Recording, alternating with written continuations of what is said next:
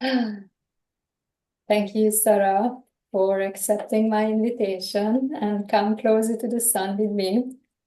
It's a very appropriate time, this invitation, because here in Hungary, right now, it's just like raining so much, and we haven't seen the sun for for a while.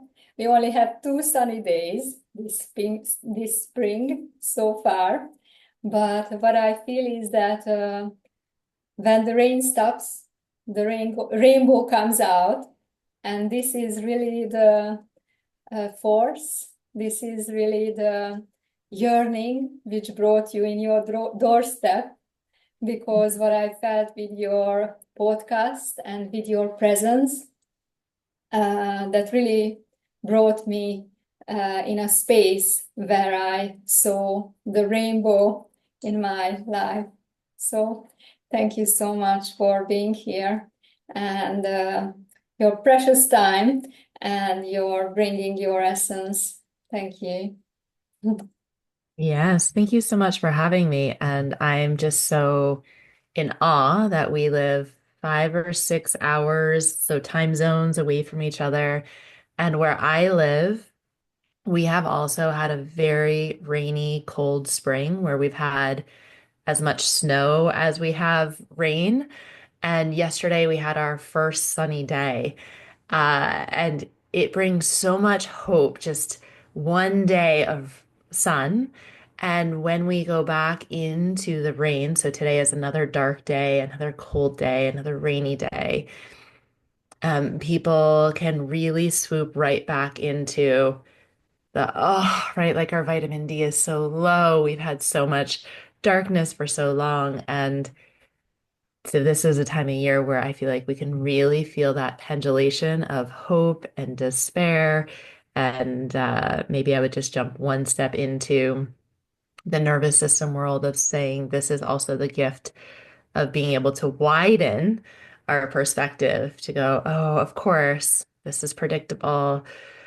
Of course, we feel this way. And anyway, yes, I'm saying more of this just to say us too, over here where I live, we are experiencing similarities. Hmm. And what I feel is that really speeded up these processes somehow. I don't know, this is because of becoming a mother or just pandemia really brought a shift in perception, what I feel. Mm, Hmm. But my first question for you is, what makes your heart expand these days? mm. So right before we came on here together, I was listening to music and dancing. And um, that really does it for me like this, right? Like, so I could also say, like, of course, like the more predictable things of, snuggling with my little ones, or that type of play and connection.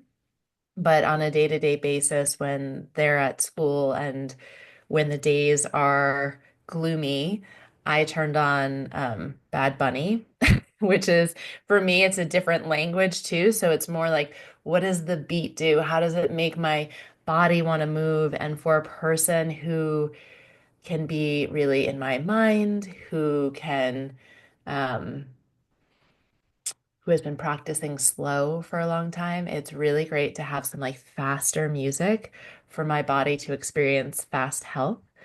And yesterday, I woke up really early and a friend and I had agreed, like, if we both wake up early, like, we'll just shoot a text. And if the other one's up, we'll go for a walk. And so got to walk with a friend.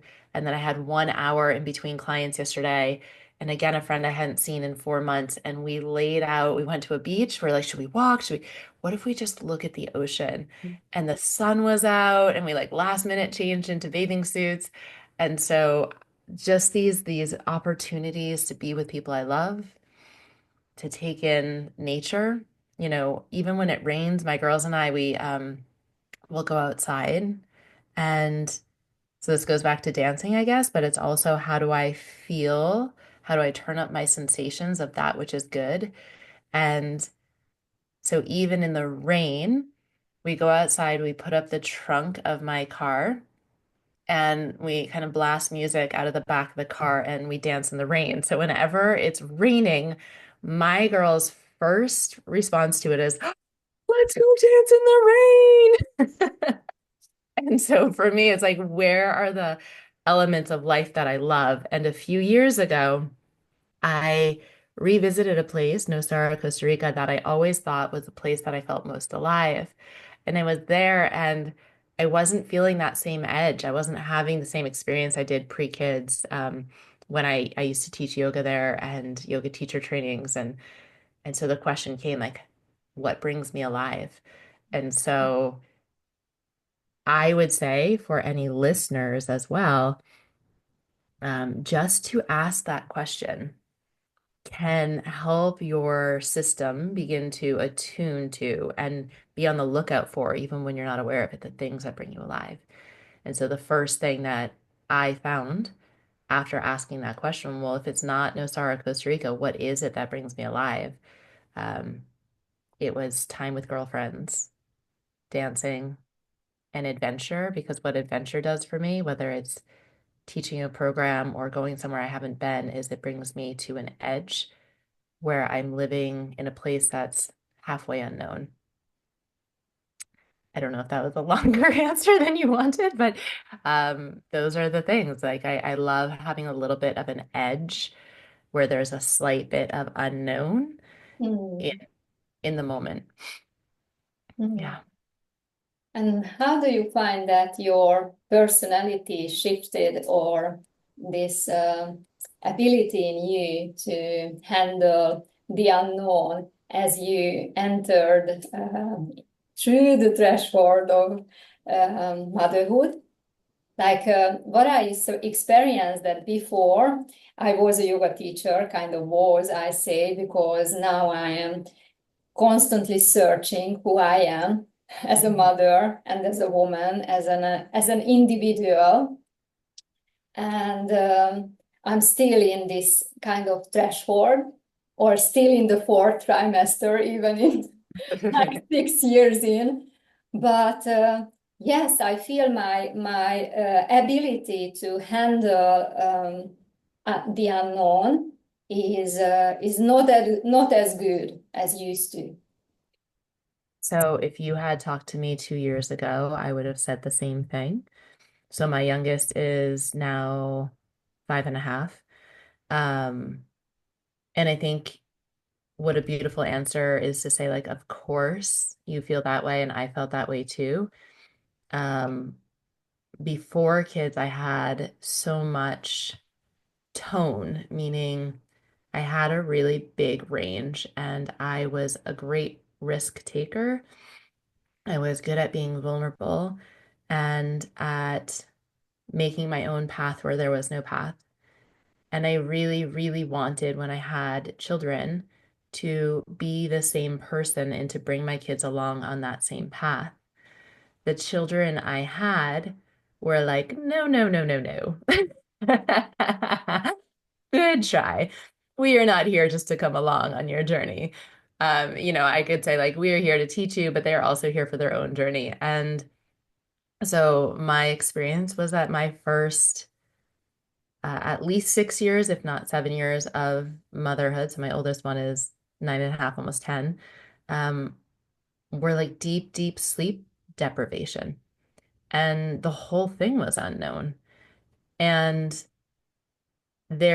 it was a pendulation of moments of joy, but also just there is that definition of stress from Jerry Molitor that is stress is when we have more demands and resources. And I believe in our world, the way it's currently set up for most of us, I understand there are some places on the planet that are different, that for most of us, we don't have the village that our ancestors used to have.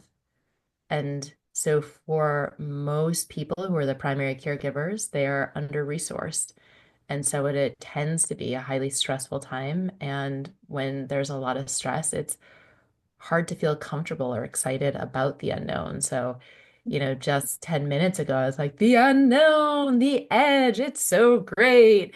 But when I don't know when I'm going to get, a full 2 hours of sleep in a row, and I don't know what the night is going to bring, and I don't know what the day is going to bring. And, there is a time. So in somatic work, we say like, where can we find stability?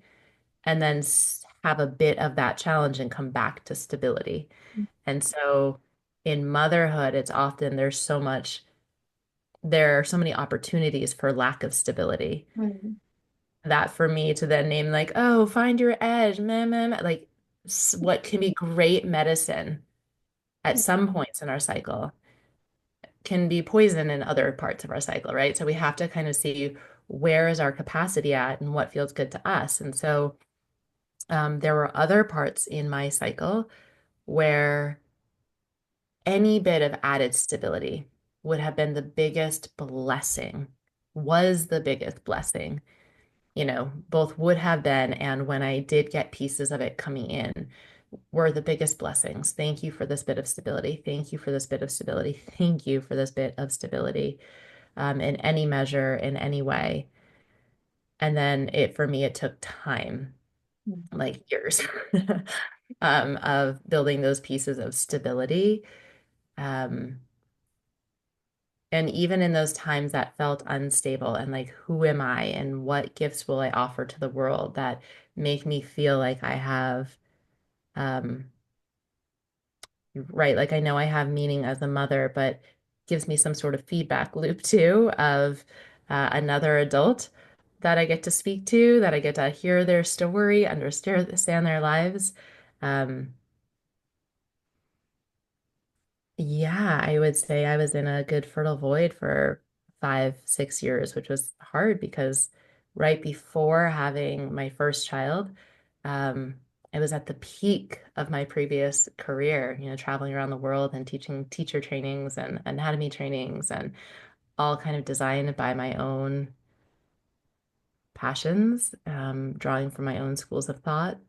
And And then slowly that dwindled away as it was like, oh, I have less to give to work. I have less to give to work. And after having my second baby, leading up to it, I had put a piece of paper underneath my pillow, just asking the universe and the space that we go into when we leave the beta waves of the everyday thinking and we have a space in between for other consciousness and other awareness to come through. So the question was, well, how am I going to continue teaching these trainings when I have a second baby? And the answer I got back was the most devastating, which was, you will not. You will not. This needs to come to an end. And everything, my identity, like all the things that were tied to it, it was a really painful thing to let go of. And I couldn't have known that a pandemic was coming or all the things that were coming, but it was, yeah, I don't know. I don't know if any of this makes sense. Just to honor that at different cycles in our lives, different medicine is going to feel good for us, different outlets is going to feel good. Um, and so for me, it comes back to, can we ask the questions? What will make me feel alive now? Or what will bring more stability into my life? Asking the questions, what do I need to let go of? And then really listening for what is true to you and not what any specialist says. I'll add one more thing to that, which is I did have a specialist come and live with us at some point for sleeping. And she was proposing some things that I felt my body kind of cringing. And as I was working with my somatic mentor, she said that experts can be great um, attuners to, I'm going to use a different phrasing, but they help us attune to our own wisdom. Mm. And so when an expert says something and we realize it doesn't land with us, it's intuition rehab, right? Like yeah. And so in these places, if anyone's listening and I'm saying something that's like, oh, that's not for me, then that gets to be your intuition rehab to say, well, what is for me? I really feel that we are lost, like we are women lost, or mothers, or this path is just so unknown because I mean, my part is that most of the time I had gurus or teachers as men. And what I experimenting right now, and actually this experiencing brought me to motherhood also, that uh, I just started to see that I don't have the same um, need on the yoga mat or in real life as a man, or my cycles are so much faster or so much slower than for a man. And what I really want to say is that um, telling stories and making the heroine journey into more accessible for the wide audience is, I think, the key, because we usually hear the stories of a hero with 1,000 faces, or Luke Skywalker, which I grew up with and loved so much. But as I go back in my childhood, I really find all those fairy tales which talk about the woman's initiation. But these stories are not as often told or not as widely told. And that's why I really find your work and what you communicate is so valuable, because I think the expression came to me is like having pleasure in our struggles. Mm. That's the essence of motherhood. If we are somehow able to uh, um, go into this challenge with more grace, that Mm. can lift us up Mm. and can make us slow down. Because Mm. for me, it's just like so much running, so much flight came up. Freeze or fight. Freeze or flight, not fight. That somehow is just getting to see that that's another layer of my nervous system work, which I left behind with my yoga practice, to be Mm. like, Yeah. Yes. For the calm, we leave yes. behind so many of our actual feelings or suppress them down. Um, if I were to go back to what I imagine is, in resource in the course that I teach, we kind of get curious about what are outlets for flight and for fight and um, a dorsal vagal response. So some dorsal vagal is often thought of as freeze, but healthy dorsal vagal would be like, can I relax and connect with myself, relax and connect with spirit, relax and connect with others. So are there ways we can build this into our life? Because I do believe that when we were in more communal living, that it was not mother with baby all day long, every day, every night.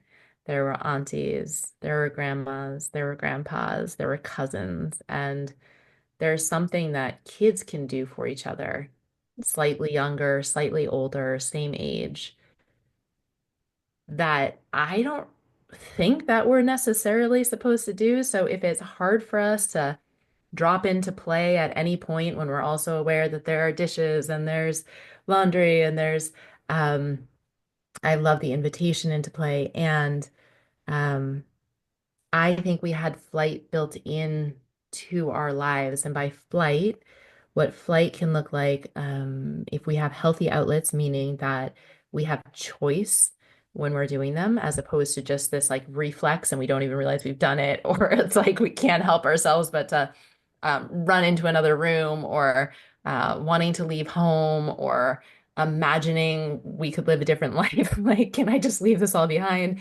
um, would be that, maybe the mother goes to the market with two of her friends and they kind of, or they're foraging for the berries or the water and somebody's holding the baby. Like there was this pendulation within the community of coming and going.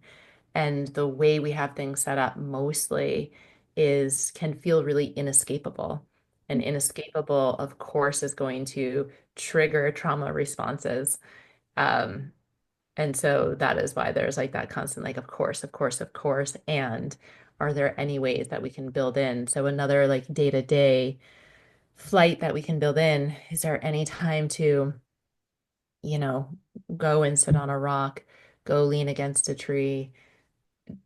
For moms who have really little babies or young ones and not a lot of help, some of this could even seem like there's still no way of like turning on music and dancing, like things where it just feels like we're escaping into our own world and we're resourcing ourselves. It is a natural, healthy thing for us to do, and it's kind of been extracted from our day-to-day living for many of us. And so I would say it's not unhealthy that we have those urges. Instead, are there healthy ways that we can fulfill that need uh, to resource ourselves?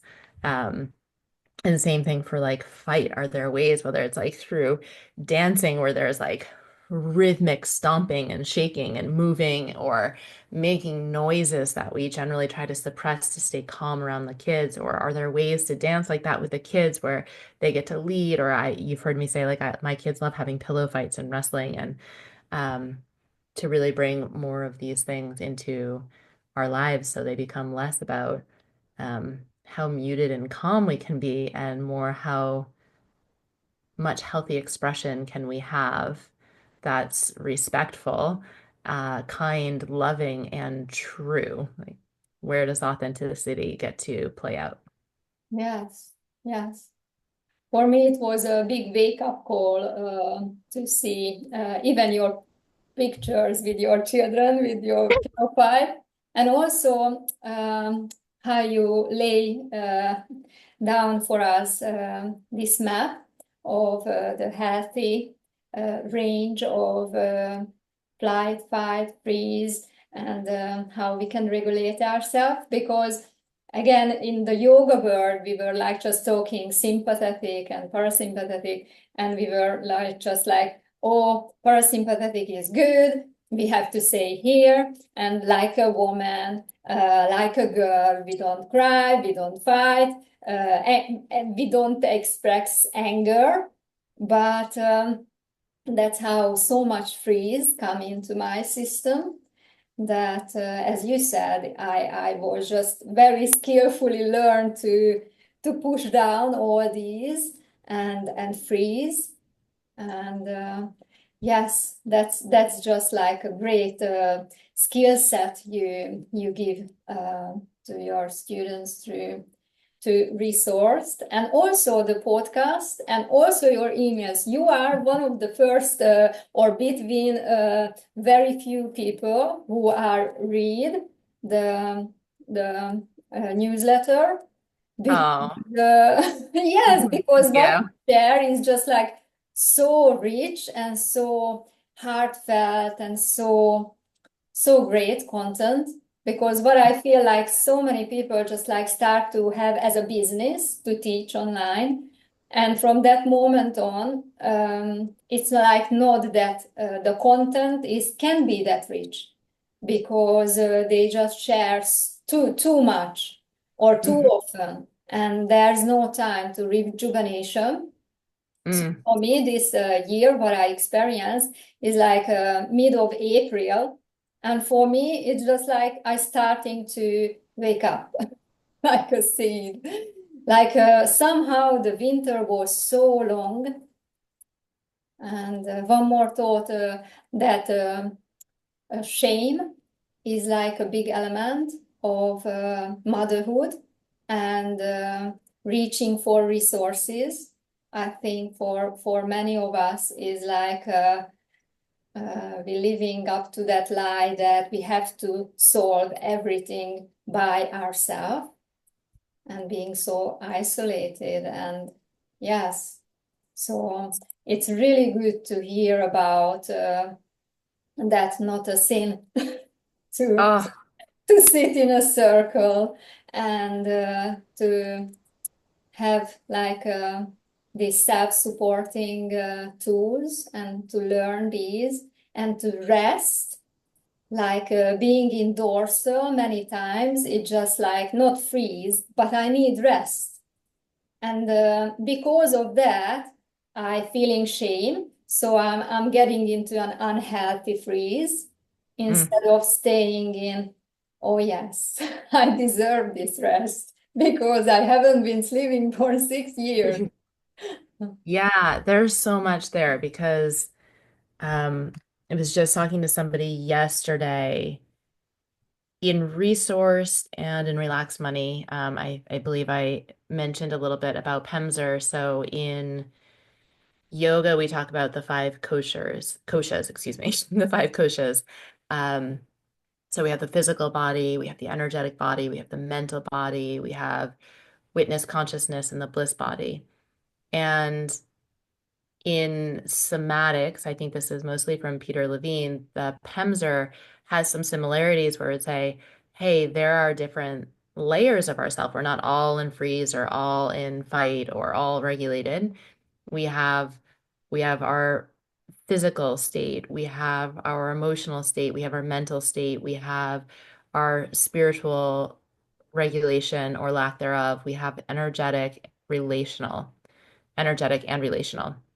And so, as you're saying that about how do I relax deeply, what I there are different layers of shame. Some can be like, well, I have so much work to do, and if I do, then it's a privilege. Not everybody gets to relax, so I shouldn't relax unless every woman on earth gets to relax. That's at least something I sometimes feel is that like if my husband's working hard today, I can't just relax. Like I need to be pulling as much hard work on this end as he is on his end, or um, so then there's um, that layer, and the other layer of just being so hardwired to go. So if someone is trying to, say, take a bathtub, and that would be dorsal vagal possibly for the body, but they're feeling stressed, then you could say, okay, if on the physical level, I'm going for this dorsal vagal, I'm going for a slowing down. What if on the mental level, I read a book? Or what if I did my emails or got a few texts in while I'm in the bath? And some people would say, well, that doesn't count, then you're not relaxing. But what if you're resourcing your body and then giving your mind something at a medium pace that allows you to feel safe as like a stepping stone to the possibility that someday you'll be able to take a bath, listen to music, light candles, and like on all levels receive, right? So I would say that's on the way to changing our patterns. We can say, like, how do I resource myself even while trying to take a nap? Because it can be so uncomfortable sometimes to give ourselves something beautiful. And so in like what is the smallest way that we can do that? Um, and sometimes it takes multi layers. The other thing I would say about the shame that we sometimes feel as mothers of getting help, when we had our first child, and I've said multiple times, there was very little sleep at night, and I'm saying like very little. There was up driving for a couple hours a night in the car every night. There was, the holding, not being able to sit down. There were just so many different ways of being awake. And when I looked at the hours, I'm like, oh, this is like 168 hours of being on every week. And my husband, due to his own childhood, was just like, well, I wouldn't really want anyone else raising our children than you. And so there was this idea that if we got help from his lens, that there was like an abandoning of our own children. From my lens, there was a feeling of no wider base of support. Mm. I had somebody who watched me 3 days a week. My mom worked 3 days a week while I was growing up. And my parents were very attuned And so it didn't feel for me like abandonment. It just felt like, oh my God, I have this awesome person who's going to come and she likes to make crowns and play board games and do some things that like my parents don't love doing, even though I love being with my parents. Um, and the man that my husband and I finally started working with, I just feel like this is worth saying for any listeners who feel that way, that it's not right to get help. He would say to us, you can learn all the parenting techniques you want. But the most potent thing, if your child is having a really hard time and you walk into the room and you are actually well resourced, you are actually happy, their nervous system is reading your nervous system, not listening to your words. So you can say all the techniques you want, but they are still reading that you are pushing it down, that you are faking your calm, and they're going to fight it harder. But if you walk in and you're actually resourced, they like they will come down and feel safe in their body faster. And another phrase for this that Tel Darden shared with me is self-care is the basis of community care. And so as if like on any way, at any point that we can do anything to care for ourselves, it will overflow into our relationships. It will overflow to our children's sense of safety. And if it feels impossible to do any bit of self-care, then the question would be, what is the smallest piece of self-care? What is the smallest piece of nourishment that I can give myself today? Mm, mm. Such a Mm, blessing what your work is and what you bring uh, into life.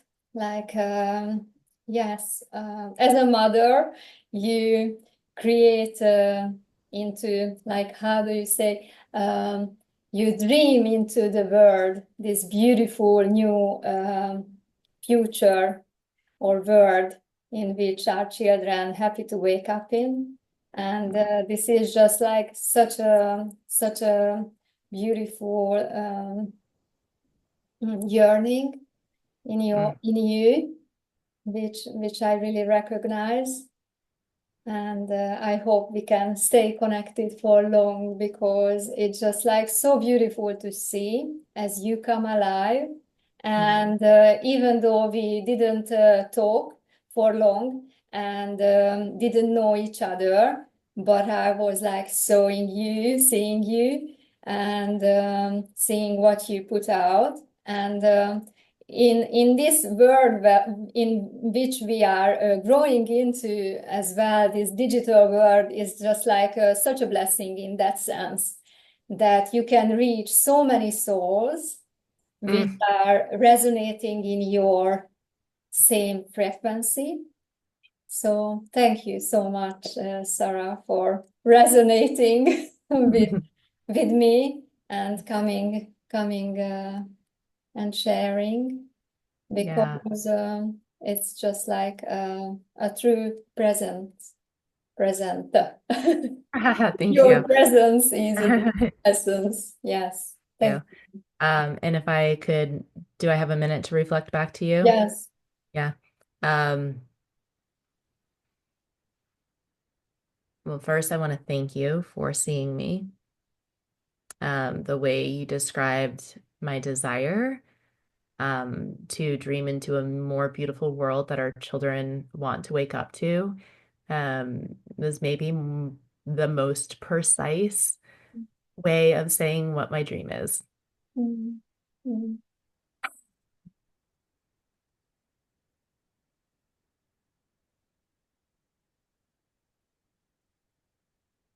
Hmm. So thank you for that. Mm. Um, yeah. Mm. I appreciate you so much. Thank you, Sarah. Mm. And what I would love to, just reflect back to you is the dedication that I've seen to yourself, to the mothers around you, to your children. And when you reached out to me before the course started, I was just so moved by you. And throughout the course, your presence has been such a gift to everyone in the course and the way that you have participated.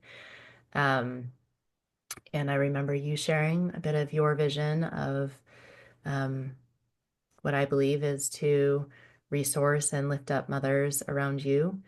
And and so I'm, just really glad to be in somewhat of a shared mission together. And yeah, I'm grateful. So thank you. Thank you for inviting me on, and thank you for the care that you put into all you do. Thank you. You Mm. too. Be well and Thank be you. resourced and mom son. Oh, yeah. You. And I would love to just add to any of your listeners that, gosh, I put it out 2 years ago, but I think it's still good. I have a program online that's free. It's called 21 Days of Support. And so it is like, what are ways that we can resource our systems that don't cost any money, that can add stability and joy into life? And so that's just a free resource that we can put in. Yeah. And then I'd love to also say that in September, we'll be running Resourced, the 12-week course for moms, again. And so if that's interesting to anyone, you can get on the wait list, which doesn't mean that you have to take it. It just means that you'll be notified when the course begins again. Yeah. I will put these links in the notes. Thank you so much. Thank you again. Be well. Be well. Bye. See ya.